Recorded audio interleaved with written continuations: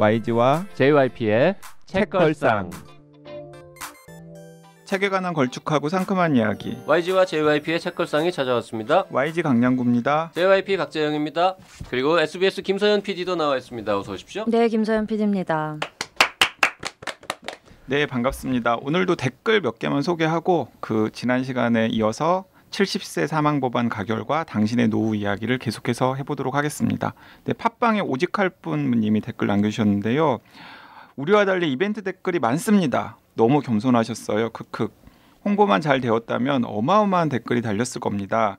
이번 기회로 그저 숨어서 감사했는데 이제는 표현하는 걸로. 작은 책 모임을 하고 있는데 책걸상 덕분에 좋은 책들 지인들과 나눌 수 있어서 좋았고요. 같은 책으로 다양한 시선 나눌 수 있게 해주는 방송 영원히 응원합니다. 그러기 위해서 세 분의 눈 건강도 꼭 챙겨주세요. 그러게요. 눈 건강도 참 중요하죠. 네. 팟빵에 BUEM32님, 나이사 결석을 좀 오래 했더니 책걸상 정주행이 시간이 걸립니다. 몰아듣는 방송 재미? 군더더기 없는 고퀄 방송 너무 좋아요. 두 분 정말 좋아하는데 선정 도서도 선호도를 떠나서 다양성을 제공하는, 편식을 없애주는 경험을 하게 해줍니다.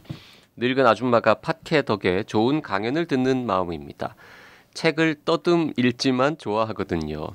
예전 시사통에서 듣던 인구 통계나 강 기자님이 던져주는 과학상식 너무 잘 듣고 있습니다. 야, 이분은 나이사도 들으시고 시사통도 들으시고 YG 팬이시면서 나이사 팬이고 책걸상도 들으시는, 네, 감사한 네, 분입니다. 감사합니다. 네, 네이버의 달빛님 피에르 르메트리 알렉스를 읽으셨대요. 개인적으로는 이렘보다 알렉스가 더 재밌었던 것 같아요. 읽으면서 여주인공에게서 죽여 마땅한 사람들의 릴리와 케미스트의 알렉스가 떠오르기도 했습니다. 조금 씁쓸하면서도 권선징악적 요소가 있었던 마지막 장까지 만족하며 책을 덮었지만 이렌이 베이스가 되지 않았으면 그 부분을 형사가? 라며 받아들였을지도 모르겠어요. 여기서 한 가지 의문. JYP는 알렉스를 읽을 때 충분히 설명되지 않는 캐릭터들과 자꾸 등장하는 이렌이 궁금하지 않으셨나요? 물론 기억이 나지 않으셨겠지만 크크크. 진실이 뭡니까? 아니, 왜 그 다음 건 안 읽어요 이거? 응? 스릉흠느드? 네. 이거 뭡니까? 사랑합니다를 이렇게 쑥스럽게 그렇습니까? 표현하신 것 같은데. 하트도 있잖아요 뒤에. 요즘 애들 말 다 아신다더니. 그 JYP는 알렉스 읽을 때 이게 이제 앞에 뭔가 소설이 있구나, 거기서 뭔가 이런 사연이 있겠지, 뭐 그 정도로 그냥 얘기하고 넘어갔어요. 네. 어떻게 그걸 앞에 책을 또 다 읽어요. 하지만 이렌 안 읽고 알렉스를 읽어도 재밌었다는 거. 네. 하지만 아무 기억도 못한다는 거. 그리고 심지어 피에르 르메트르가 알렉스를 쓴지도 몰랐었잖아요. 알렉스? 내가 읽은 그 빨간 표지 두꺼운 그거라고 예전에 얘기했었죠. 네. 네. 댓글 하나 더 소개하겠습니다. 팟빵에서 쿨맘9님, 질문이요. 오르부아르가 두 군데 출판사에서 나왔네요. 열린 책들과 미메시스. 어느 거 읽어야 하나요? 시즌2부터 정주행하며 추천 책들을 읽고 있습니다. 올해 52권 목표에 도달하려고 마지막 피치를 올리고 있습니다. 나이사 광팬이며 책걸상 왕팬인 쿨맘. 감사합니다. 52주니까 1년이 일주일에 한 권씩은 읽겠다라는 게 아마 목표이신 것 같네요. 52권. 네, 그리고 질문 답변 드려야죠. 이 열린 책들과 미메시스는 다른 출판사인데 사실은 같은 출판사예요. 그래요? 네, 이제 미메시스가 열린 책들의 자회사입니다. 그리고 미메시스 대표님이 열린 책들이 홍지용 사장님의 따님이시고요. 근데 왜 책이 왜 두 권이 되는 거예요? 그러니까 책도 사실은 다른 책이에요. 그 열린 책들에서 나온 오르부아르가 진짜 오르부아르고요. 피에르 르메트르의. 그리고 피에르 르메트르의 오르부아르를 읽고 프랑스의 한 그래픽 노블 작가가 그래픽 노블로 리라이팅을 했어요. 그 리라이팅한 오르부아르가 미메시스에서 나온 겁니다. 그래픽 노블이라는 건 이제 글 많은 만화라는 그렇죠. 뜻이죠? 네네네.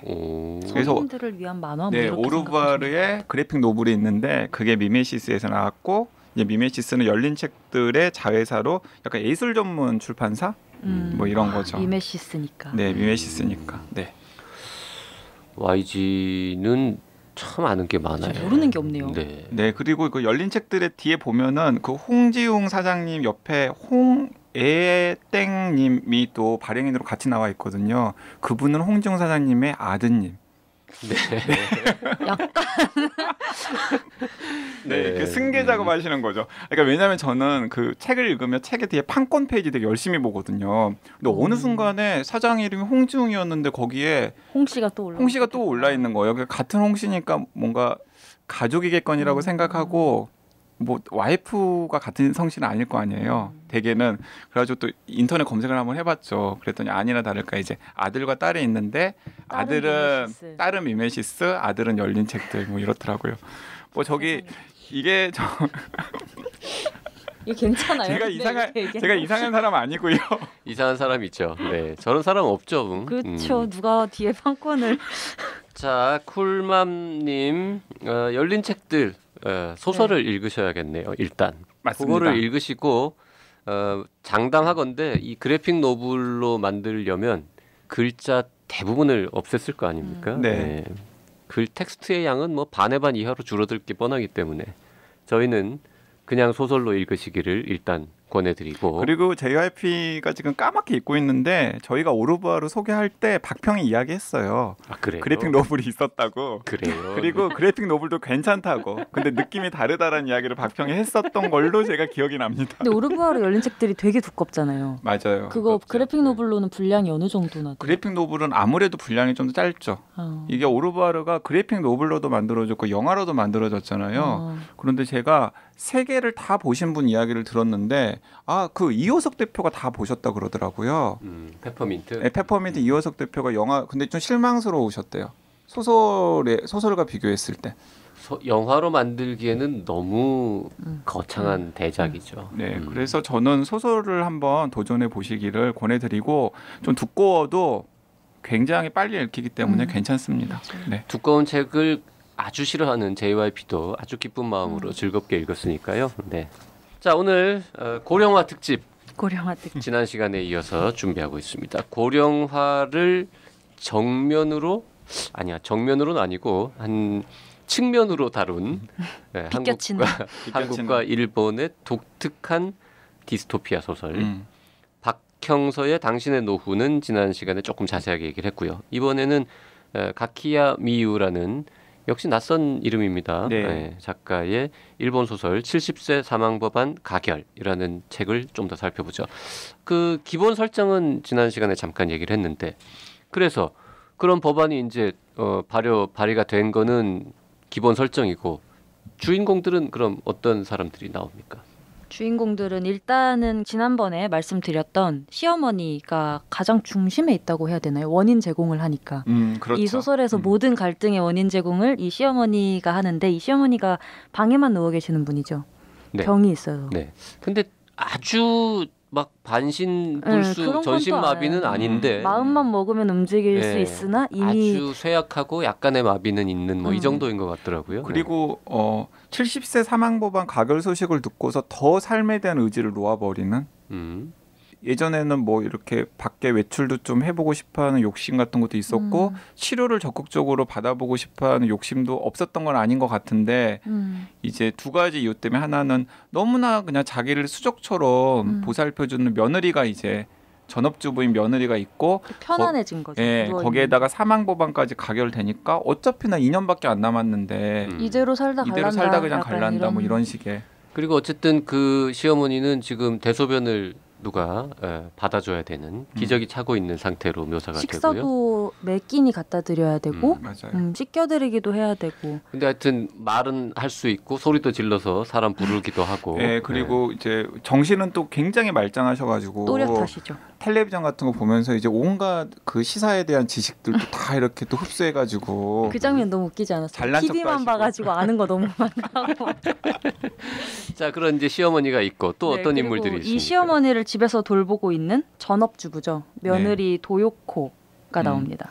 근데 그 며느리도 보면은 엘리트예요. 네. 그러니까 이제 이름만 들으면 알만한 일본의 유명한 대학을 졸업한 다음에 이제 중견 회사를 다니는 남편을 만나가지고 결혼을 했는데 어느 순간에 집에 들어 앉은 거죠. 그죠. 이게 중간에 친구를 만나잖아요. 이 며느리가. 네. 그때 친구가 묘사해주는 너는 원래 이런 애였잖아 라는 얘기를 네, 듣고 그렇죠. 있으면 우리가 이 앞에서 봤던 가정주부로 일하고 있는 모습과는 사뭇 다른 굉장히 그러니까 당차고 맞아요. 그러니까 너는 학창 시절에 너는 리더십 강하고 문제 해결 능력이 강하고 그러니까 소위 말하는 알파걸 이미지였던 거죠. 네. 그런데 왜 너는 네가 이렇게 돼버렸니? 이러면서 이제 친구가 굉장히 실망하면서 안타까워하는 모습들이 며느리 나오죠. 도요코는 이제 55세로 설정되어 있고요. 도요코의 남편도 있겠죠, 당연히. 네, 도요코의 남편은 58세 시즈오입니다.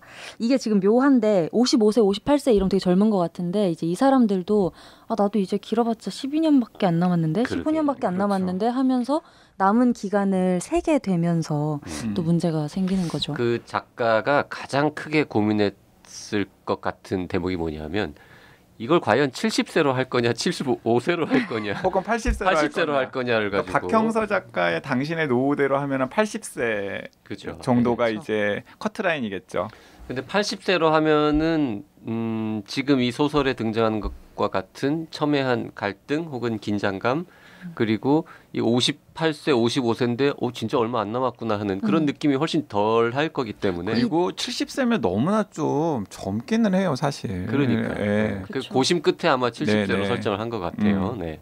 그리고 이제 58세, 55세 남편과 아내가 있고 그 다음에 이제 아들하고 딸이 하나씩 있습니다. 네, 첫째는 딸인데 노인 요양원에서 일하고 있죠. 지금은 다른 집에서 독립해서 살아가고 있습니다. 결혼을 한 건 아니고요. 그 요양원에서 딸이 집을 나간 것도 이제 그 할머니 돌보는 거 집안일 하는 거 싫다. 엄마가 이제 혼자 하기 벅차니까 딸한테 자꾸 너 시키니까. 일 관두고 나랑 같이 할머니를 돌보자 이런 식으로 하니까 딸이 그거는 차마 수용할 수가 없어서 나간 거죠. 근데 나갔는데 아이러니컬하게 요양원에. 또 노인을 돌보는 일을 하고 있어요. 그러니까 아마 다른 직업들을 전전을 했던 걸로 나오는데 네. 결과적으로는 버티지 못하거나 이제 해고당한 다음에 갈 데가 없는데 사회적으로 수요는 많은 노인 요양원의 이제 요양보호사가 된 거죠. 네. 그 딸은 이제 30살이고 그 다음에 이제 이 집안의 골칫거리 아들이 하나 있죠. 그 소설의 또 다른 중심인 거죠. 그렇죠. 그러니까 네. 3대 소설이 이제 3대 중심이 그 할머니, 네. 이제 시어머니와 며느리 그리고 이 아들 이 세 명이 이제 이 소설을 끌고 가는 그 사람이라고 할수 아들은 있겠죠. 29살인데 굉장히 좋은 학교 네, 인류대학을 인류대를 나왔죠. 나왔는데 집안의 자랑이었던. 뭐 이 소설에 이제 어떤 대학이 등장하는데 그 대학이 뭐 실제로 뭐 있는 대학 같지는 않아요. 네. 그런데 얼핏 보기에는 뭐 독교대나 뭐 뭐 게이오나 뭐 와세다나 뭐 이 뭐 정도 셋 중에 하나인 것 같은. 아주 좋은 대학을 네. 졸업한 게 설정입니다. 그러니까 네. 그 대학에 들어갔다는 것만으로도 다들 그냥 선망하는. 그 인류대학을 나와서 또 좋은 회사에 취직을 했어요. 그런데 인간관계에 치여가지고 짧게 한 3년인가요? 네. 3년 있다가 바로 퇴사를 하죠. 그러니까 3년 다녔으면 많이 다닌 거지. 막 3, 5, 7에 관두고 싶어진다고 3년차, 5년차, 7년차. 그러니까 3년 다녔으면 이제 여기 나랑 안 맞는 거다. 그러면은 그만둬야 돼요. 그래서 뭐 그만둘 때는 그거죠. 나는 인류대학 나왔고 좋은 직장에 다녔으니까 또 재취업하는 거는 어렵지 않을 거야 했는데 웬걸 다 떨어지는 거죠. 네. 그래서 지금 한 3년 동안 백수로 지내는 네, 방에 아들. 박혀서 이 사람도 엄마가 끼니 다 챙겨줘야 되고 거의 수발을 들어야 되는 사람 아니에요? 보다 보면 좀 답답한데. 그럼 아들 마사키가 있습니다. 네, 그러니까 이제 집이 2층 집인데 1층 집에서는 그 할머니의 이제 변 냄새 등등이 나기 때문에 아예 내려오지도 않는 거예요. 이 마사키는 주방에 가려면 그 냄새 맡아야 냄새 돼서. 맡아야 되니까. 그래서 자기는 항상 2층에 있는 자기 방에만 박혀 있고 무슨 일 있을 때만 이제 코를 막고 밖으로 나가고 그래서 뭐 간식부터 시작해서 몇 끼니 밥을 엄마가 다 이제 주죠. 갖다 주는 식의. 자, 그게 이제 그 가족 구성원이고 그 이외에도 이제 그 시어머니의 다른 자녀라든지 등장인물들은 좀 더 있습니다만 뭐 그건 덜 중요하고 일단 요 정도 설정이면은 굉장히 그 호기심을 끌지 않습니까? 어떻게 그렇죠. 앞으로 일이 벌어질 것인가? 그러니까 사실 이 책은 JYP가 이 서점에서 발견하고 제목이 일단 황당하잖아. 70세 사망 법안 가결? 이 뭐야? 이러고는 이제 딱 봤는데 기본 설정이 책날개에 쫙 적혀 있는데 요런 것도 내가 봐줘야지 하는 생각이 들어서 그래서 후딱 읽었죠.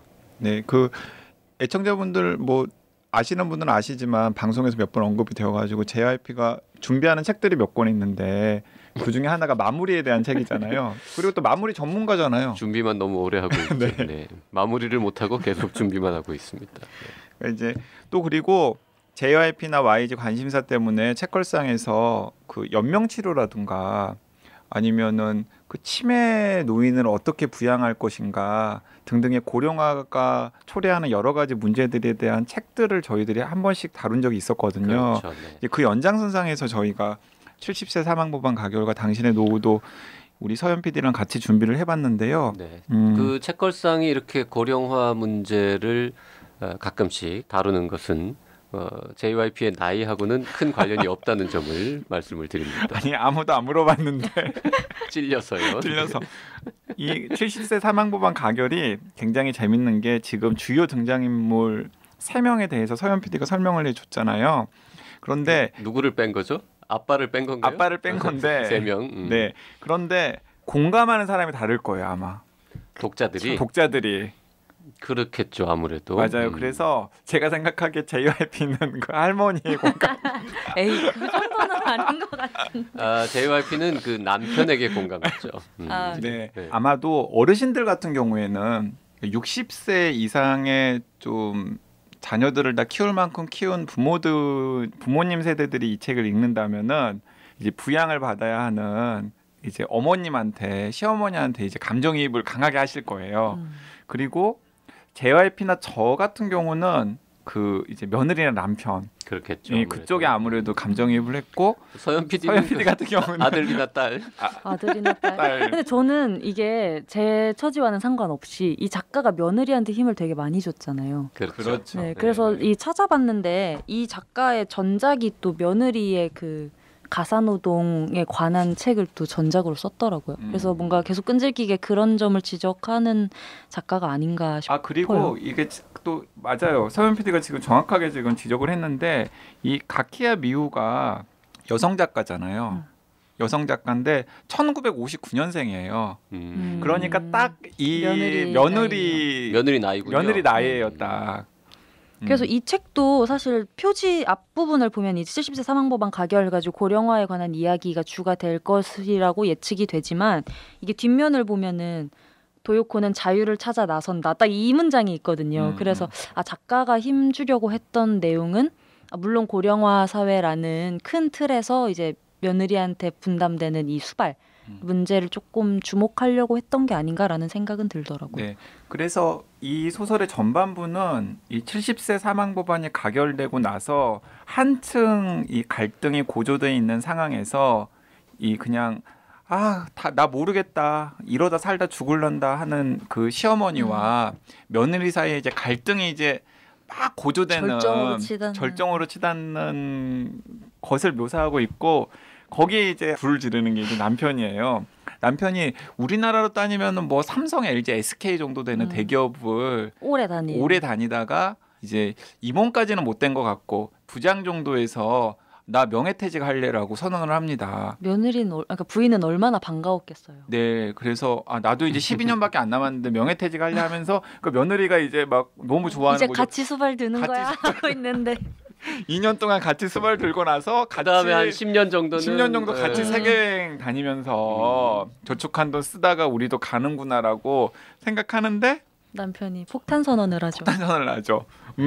나 사실 석 달 동안 정리하고 준비해서 석 달 후에 친구랑 같이 세계 일주 여행을 가기로 했어. 하필 또 친구란가? 그 친구는 이제 일찌감치 이 와이프를 사별한 친구가 한 명 있는데 그쵸. 그 친구랑 같이 나는 세계 일주 여행을 떠나기로 했어. 그래서 이제 며느리는 그때까지 정신을 못 차리고 그러면은 어머니는 누가 부양을 하고 신우들이 하나라고 생각하는데 혼자 친구랑 가는 걸로 이제 부인은 자기랑 같이 가는 건 줄 알았던 거죠. 처음에는 그렇게 생각했던 거죠. 그래서 이게 저희가 지난 회차에도 얘기가 나왔지만 디스토피아 소설이라고 두 권을 얘기를 했는데 저는 이 70세 사망법안 가결 같은 경우는 그 애초에 설정 70세가 되면 모두 안락사 시킨다라는 설정 빼고는 사실 너무 현실을 반영하고 있는 이야기 같다는 생각이 들었어요. 맞습니다. 디스토피아라고 하기에는 조금 현실인. 그래서 제가 자꾸 특이한 조금 이상한 형태의 디스토피아 소설 이렇게 말하고 있죠. 그러니까 이제 상황은 굉장히 극단적으로 일단 세팅을 해 놓았는데 그 안에서 등장인물들이 티격태격하면서 스토리를 전개해 나가는 방식은 또 우리가 익숙한 전형적인 약간 발랄하고 경쾌한 일본 소설 방식이라서 읽다 보면은 좀 재밌어요. 맞아요. 예. 그리고 아까 제가 말씀드렸듯이 이제 본인이 어떤 위치에 있는지에 따라서 공감하는 포인트들이 좀 다르기 때문에 그것도 읽는 이에 따라서 상당히 다를 것 같다는 생각이 듭니다. 그러니까 읽으면서 되게 재밌고 막 약간 좀 그 연극적인 부분, 약간 희극 같은 이런 느낌도 나오고 이러면서 잘 보다가 순간순간 갑자기 생각하는 거죠. 이게 현실이면 이게 내가 지금 이런 상황이라면 어떨까 하면서 심각해지고 특히 아마 한 60세, 70세 되신 분들이 이걸 읽으면 당연히 읽으면서 계속 짬짬이 내가 만약에 진짜 우리나라에 이런 법이 생겨가지고 나의 생이 뭐 5년 남았다면 10년 남았다면 이렇게 생각해 볼 수밖에 없는 거잖아요. 맞습니다. 네. 그 생각하게 되고 그리고 아까 서현 PD가 이야기했던 것처럼 이제 치매 노인이나 혹은 거동이 불편한 노인을 부양해야 되는 의무를 가지고 있는 가족들이 많이 있잖아요. 네. 그런 가족에 계신 분들이 들으면 이제 보면은 또 공감할 만한 대목들이 굉장히 많아요. 리얼리티죠. 리얼리티. 그러니까 저희 집이 딱 그랬는데 저희 집이 할머님께서 폐암으로 그냥 갑작스럽게 돌아가시고 나서 홀로 남으신 할아버지가 갑자기 치매기가 오셔가지고 3년 동안 치매를 하시다가 가셨는데 그걸 이제 저희 아버지랑 어머니가 마지막까지 이제 보살폈거든요. 근데 그래서 저는 이 소설 읽으면서 아버지, 어머니 그리고 할아버지 이렇게 생각이 나더라고요. 제가 언젠가 책걸상에서도 소개해드린 적이 있는데 저희 아버지께서 마치 은퇴를 하셔가지고 그 요양보호사 자격증을 따셨잖아요, 아버지가. 그래가지고 할아버지께서 계시는 요양병원에 요양보호사로 취직을 하셨어요. 그래가지고 1년간 거기서 요양보호사로 일을 하시면서 할아버지를 보살펴 드리다가 여기 나오는 인물이랑 되게 비슷하네요. 네, 맞아요. 여기 이제 그 료이치라고 하는 인물 나오는데 료이치는 좀 젊지만은 저희 아버지는 그래가지고 거기서 요양보호사로 일을 하시다가 할아버지 보내드리고 그만두셨어요. 네. 그래서 알죠. 그 아마 이 책 주변이나 아니면은 본인의 가족 중에서 그런 분들이 있는 분들이라면은 오히려 현실을 더 리얼하게 반영을 하지 못했다라고 타박은 할지언정 굉장히 여러 가지 상황 설정들이 막 생각이 많이 나게끔 할 겁니다. 그러니까 심각한 문제예요, 그거. 네. 굉장히 심각한 문제를 굉장히 밝은이라기보다는 좀 가벼운 재미있는 터치로 묘사를 하는데 결말은 좀 조금 힘이 빠지더라고요. 좀 그래요. 네. 너무 유토피아 아니에요? 디스토피아라기엔 너무 유토피아. 결말은 이게 나름 최선, 반전. 네, 나름 반전인데 나름 반전. 이게 최선입니까? 뭐 이런 느낌이 좀 들긴 합니다만 그럼 너 같으면 어떻게 결론을 낼래라고 물으면 달리 답이 또 없었을 딱히 거예요. 할 말은 없는. 그러니까 이 가키야 미우라고 하는 작가 자체가 이제 며느리를 그만두는 날 노후 자금이 없습니다. 남편의 그녀 같은 작품이 대표작이에요. 그래서 아마 본인 또래 세대의 또래 여성의 애환 같은 것들을 좀 소설로 형상화하는 걸로 일단 독자들이 있는 작가인 것 같은데 전체적으로 좀 제가 그 일본어 홈페이지를 찾아가지고 번역기를 돌려가지고 좀 살펴봤거든요. 성실해. 그랬더니 딱 지금 지적하신 이야기들이 나오더라고요. 결말 그러니까 부분. 설정이라던가 아니면 이제 디테일하게 인물을 묘사하는 인물이나 갈등을 묘사하는 건 굉장히 뛰어난데 항상 마무리가 약하다. 다른 책들도. 다른 책들도. 그래서 우리가 아직까지 잘 모르는 작가일 네. 수도 있겠죠. 네. 네. 그리고 일본에서는 이 70세 사망 법안이라고 하는 이 표현 때문에 사실은 막 이렇게 매체에서 많이 주목을 못 받았던 것 같아요. 내용 자체는 그렇게 무겁지가 않고 심각하지도 않은데 일본 사람 입장에서는 그렇잖아요. 거기 이제 고령 인구 굉장히 많은데 일본어 원제도 똑같습니다. 그대로입니다. 네, 그러니까 70세 이상이신 분들은 책 제목만 봐도 되게 그쵸. 기분이 소개하기 기분이 애매할 것 나빠지는 같아요. 거죠. 일본은 최근에 나온 기사를 보면은 5명 중 1명이 70세 이상 노인이니까 네. 20%. 네. 그러니까 어쨌든 이 책은 그 사회 문제죠. 고령화 이 문제는 사회 문제인데 사회 문제를 하나의 어떤 사회 제도나 정책으로 해결을 하는 게 아니라 이 가정의 희생 그 중에서 또 약자라고 할 수 있는 며느리의 희생만으로 수습하려고 했다가는 어떤 사달이 나는가에 관한 책이라고 저는 생각을 했거든요. 네. 그리고 그 중요한 저희들이 생각하기에도 중요한 이슈들이 굉장히 많이 나옵니다. 아까 잠깐 언급했던 그 료이치라고 하는 이제 극 중에 딸이랑 약간 썸을 타게 되는 관계인 요양보호사 이야기가 나오는데 그 연명 치료를 의미 없이 하고 있는 할머니를 이제 부양하는 등장인물로 나옵니다. 그러니까 하다가 연명 치료를 시작을 했는데 할머니는 돌아가시지는 않고 있지만은 굉장히 고통스럽게 그냥 이렇게 말도 못 하시고 이 기도 삭관해 가지고 음식이라던가 이런 것들 숨 쉬면서 이제 살아가는 거죠. 이런 일 때문에 우리나라에서도 연명 의료 결정법이 올해부터 시행이 되고 있는데 생각보다도 많은 사람들이 호응을 하고 있어가지고 이 문제가 정말 진짜 이 고령화 사회에서 중요한 문제구나라는 걸 새삼 또 저희들이 깨닫게 되는 거죠. 네. 이 책 두 권 다 뭐 소설로서 완성도도 있고 재미도 있고 그다음에 생각해 볼 거리도 많이 던지긴 합니다만 소설이기 때문에 이게 뭐 우리 고령화 문제를 앞으로 어떻게 해결할 건가 뭐 이런 거에 대한 해답이랄까 통찰을 주기에는 좀 역부족인 측면이 있긴 있습니다. 근데 몇 가지 단서들은 줄 것 같은데 저는 이렇게 생각해요. 예를 들어서 이런 설정들이 가능하지 않죠. 왜 가능하지 않냐면 저희는 민주주의잖아요. 소설에서도 나오는데 그러니까 고령화 사회가 되면 당연히 고령 인구의 숫자들이 많을 테고 1인 1표라는 걸 전제로 하면은 고령 인구들이 투표를 하게 되는 정책들은 노인 세대에 유리하게끔 정책을 디자인하게 되지 이런 식으로 노인 세대에게 불리하게끔 정책을 디자인해서 실행되는 가능성은 없을 것 같거든요. 현재 투표 제도대로라면 그렇죠. 그렇죠. 현재 투표대로라면. 그래서 저는 뭐 투표 제도를 바꿔야 된다고 지금 주장하시는 겁니까? 큰 파문 예상됩니다. 선거 연령 제한 이런 거. 큰 파문 예상되는 상황입니다. 말씀 잘 마무리하시기 바랍니다. 네. 네, 이건 제 얘기가 아니고요. 제 얘기가 아니고 싱가포르의 리칸유 같은 사람은 그 사람도 이제 굉장히 고령에 이제 돌아가셨죠. 오래 살다가 돌아가셨는데 그런 사람은 어떤 아이디어를 내놓았냐면 현대 민주주의가 지속 가능하기 위해서는 좀 지금 세대와 미래 세대에게 좀 책임 있는 세대가 좀 더 많은 발언을 할 수 있게끔 다시 디자인이 되어야 된다라는 이야기를 하셨어요. 그래서 이제 그 양반이 주장했던 건 뭐냐면 가중치를 두자 세대마다.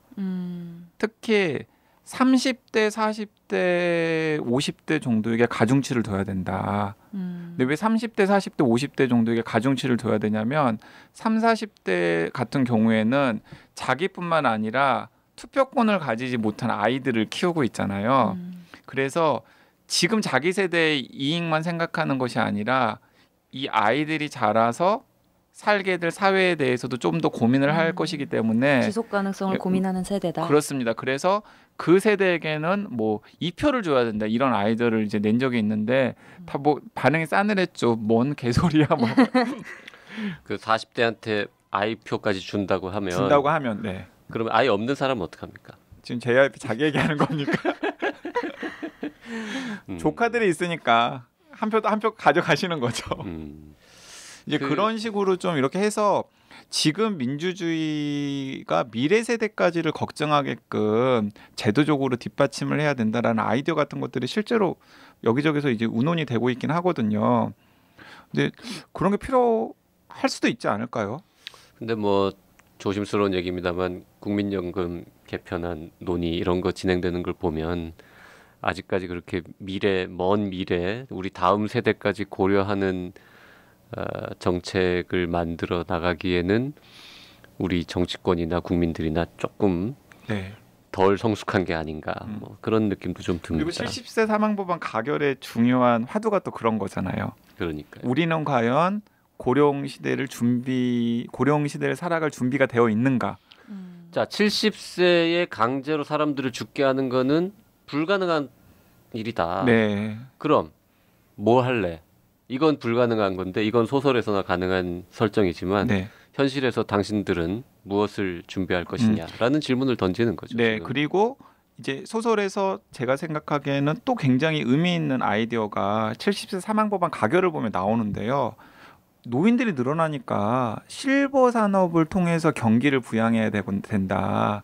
그러니까 자꾸 이제 뭐 새로운 먹을거리 산업 이렇게 얘기를 하는데 이제 노인들을 부양하는 산업 자체가 이제 뭔가 일자리를 창출할 수 있는 산업으로 만들어야 된다라는 아이디어가 나오면서 요양보호사의 급여 수준을 확 올려야 된다. 그러니까 사회에 꼭 필요한 일이고 사실은 굉장히 숭고한 일이죠. 자기가 고동을 제대로 하지 못하는 우리 세대의 부모님 세대를 돌보는 일이니까. 하지만 지금 우리나라도 그렇고 일본도 그렇고 노인 요양보호사의 추호가 굉장히 낮잖아요. 그걸 획기적으로 올려서 임금 때문이라도 그 노인 요양보호사가 굉장히 좋은 일자리인 것처럼 사회적으로 다시 디자인을 해서 포장을 해서 제시를 해야 된다는 아이디어가 이제 이 소설에 보면 나오는데 그런 이야기도 하시는 분들이 있어요.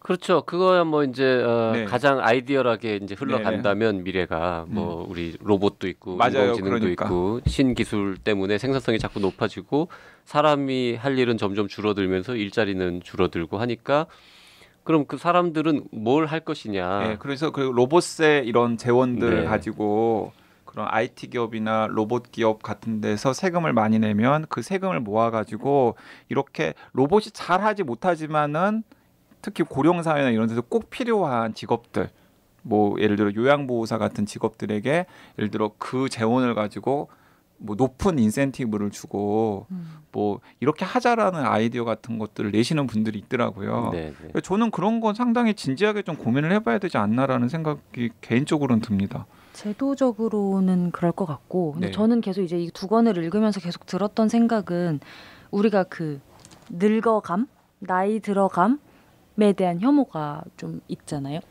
혐오스럽습니까? 아니 그렇다는 얘기가 아니라 뭐 왜 사람을 괴롭혀 왜? 그런 아니, 왜 차별합니까? 그런 왜 농담 저는 괴롭히고 왜 서현 PD는 YG는 괴롭혀도 되는 사람이고. 그러니까 그런 농담도 많이 하잖아요. 아, 나 이제 꺾였어. 뭐 이런 식으로 굉장히 나이 들어가는 게 안 좋은 것인 것처럼 여기는 문화가 있는데 이거를 좀 한번 다시 생각해 봐야 되지 않나?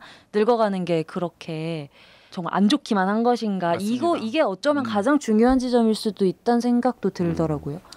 저는 이제 요즘에 뭐 원래 기자 직업이라는 게 그렇고 요즘에도 이제 낮에도 미팅이나 이런 것 때문에 이동할 일이 많으니까 지하철이나 버스를 자주 타면은 정말 양극화가 너무 심해요. 그렇죠. 왜냐하면 젊은 세대랑 노인 세대들이 만나는 접점이 없어요. 그게 무슨 말이냐면 출근 시간대는 어르신들은 지하철을 타지 않습니다. 그리고 이제 그들이 이제 직장에 가 있으면 한 10시, 11시 정도부터 이제 이동을 하시는 거예요. 그럼 또 그 시간대 지하철은 어르신들이 굉장히 많아요. 그래서 저는 이것부터가 약간 사회적으로 늙은 세대와 젊은 세대들을 이렇게 딱 디바이드하는 어떤 풍경 같아가지고 아니 근데 그건 자연스러운 거 아닙니까? 그거 어쩌라고 그거. 아니 그러니까 아니 어르신들이 8시부터 막 그치, 활동하실 수는 사람 없잖아요. 맞습니다. 그런데 이제 그런 것부터 시작해서 서로 세대들 간에 접점이 별로 없다는 거죠.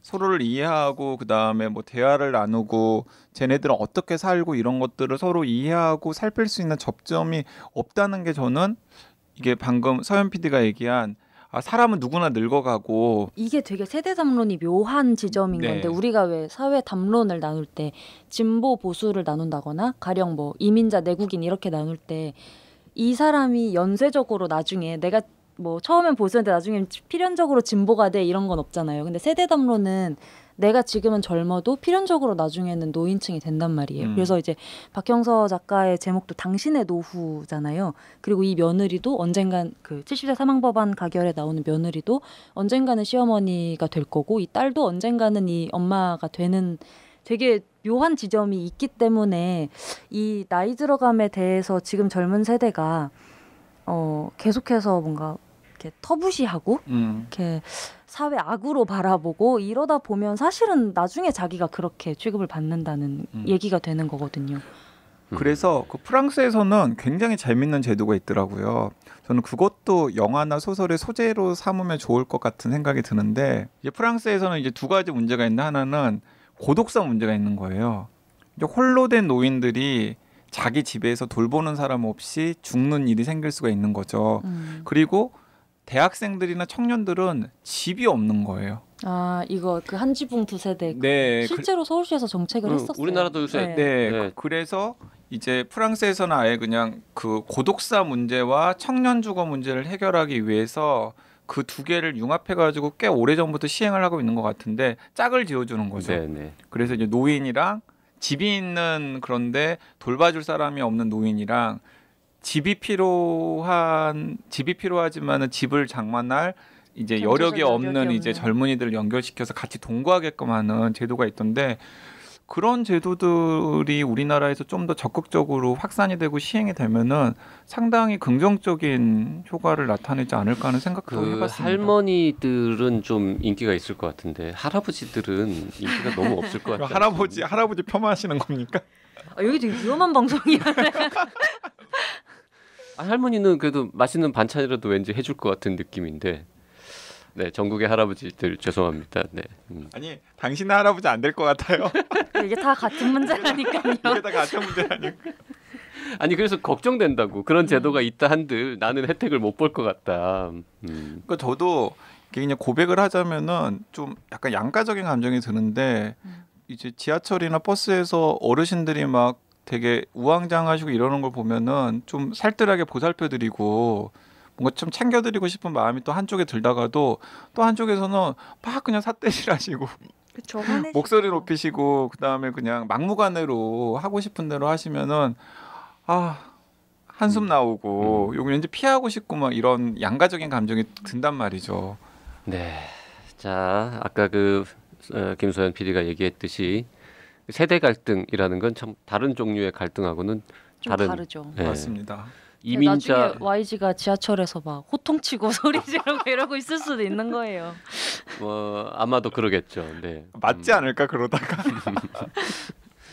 자, 오늘 70세 사망 법안 가결 그리고 당신의 노후 한국과 일본의 두 권의 고령화 문제에 도전한 특이한 소설 살펴봤습니다. 네. 그리고 마지막으로 한 마디만 덧붙이자면은 제가 이 지난 시간 말미에 이런 얘기 덧붙였는데 그 고령화 문제를 바라보는 한국과 일본의 시각차도 이 소설을 보면 은연중에 드러난다고 했는데 왠지 저는 일본 사회는 훨씬 더 준비가 되어 있고 여유가 있다는 생각이 좀 들었습니다.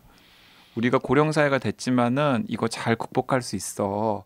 라는 정도의 약간의 그런 자신감까지는 아니지만은 가능성을 이제 보는 듯한 분위기가 있다면 한국 같은 경우에는 생각하기 싫거나 혹은 생각하면은 굉장히 암담한 그런 분위기가 소설에서도 나타나 있고 그게 이 박형서 작가의 소설과 이 가키야 미우의 70세 사망법안 가결의 분위기 차이의 원인이 아닐까라는 생각도 그냥 얼핏 해봤습니다. 그러니까 두 책을 만약 같이 읽으신다면은 그런 것들도 한번 좀 생각하시면서 읽어보시는 것도 나름 독서 포인트가 되지 않을까 하는 생각도 듭니다. 네, 좋은 지적인 것 같습니다. 네.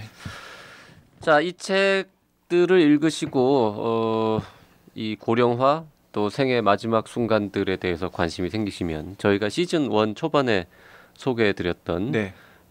긴 제목의 책이 있죠. 우리 앞에 생이 끝나갈 때 꼭 해야 하는 이야기들. 네, 그 편 꼭 들으시고 네. 그다음에 그 책에서 나온 여러 가지 지침들 같은 것도 한번 JYP가 번역한 책이라서 말씀드리는 건 아니고요. 네. 좋은 또 책이라서. 저희가 일본에서 치매 노인들을 다루는 새로운 발상을 다룬 책도 소개를 했었죠. 정신은 좀 없습니다만 품위까지 잃은 건 아니랍니다. 네, 라는 그런 소설이죠. 제목이었죠. 네. 저희가 다 소개해드렸던 책들입니다. 저희도 언젠가는 당연히 늙을 것이고 뭔가 지금 할 수 있는 마음의 준비든 뭐 다른 정책적 준비든 해야 될 것 같은 생각을 하게 되는 그런 시간이었습니다. 네, 저도 정신은 좀 없더라도 품위는 잃지 않는 그렇게 늙는 사람이 되고 싶습니다. 자, 서현 PD 여기 나와 보니까 어때요? 저는 지상파에 있으니까 이 되게 위험한 발언들을 자제시키는 역할을 많이 하잖아요. 네. 이게 되게 위험한 것 같아요. 이 정도가 위험하다면 다른 팟캐스트는 못 들으시겠는데요. 네.